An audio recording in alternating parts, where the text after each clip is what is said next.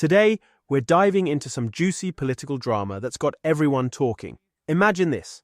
A veteran Tory heavyweight, a man who's seen it all in British politics, drops a bombshell two-word verdict on Nigel Farage's election hopes. And trust me, it's not what you'd expect. So grab your popcorn because things are about to get very interesting. Let's break it down. Nigel Farage, the man who's been shaking up British politics for years, is back in the spotlight with his party, Reform UK. And guess what? For the first time ever, Reform UK has topped a YouGov poll, pushing the Conservatives into third place. Yeah, you heard that right, third place. This has sparked all sorts of chatter about potential coalitions and political alliances. But not everyone is on board with that idea. Enter Ken Clarke, the former Chancellor and a true Tory big beast. Now, here's where it gets spicy. Ken Clarke, who's been around the block more times than we can count, had some strong words about Farage and Reform UK. He said that if an election were held today, Reform would do, wait for it, extraordinarily well. Two words that say so much, right? But before you think Clarke is jumping on the Farage bandwagon, hold up.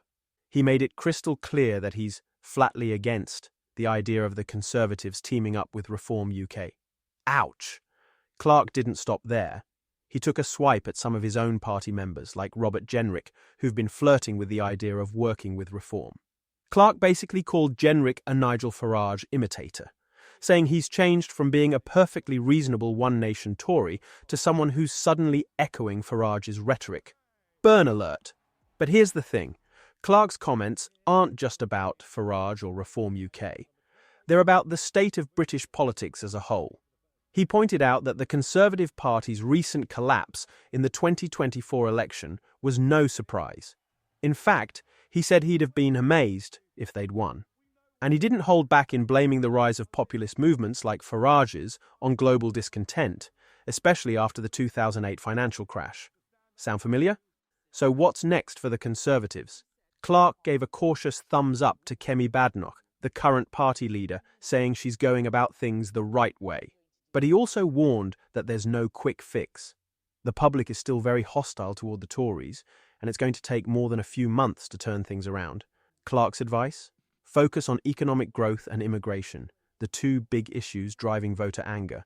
Until then, he says, we're stuck in the politics of anger and protest. So, what's the takeaway here? Ken Clarke's comments are a wake-up call for the Conservatives, and maybe for all of us.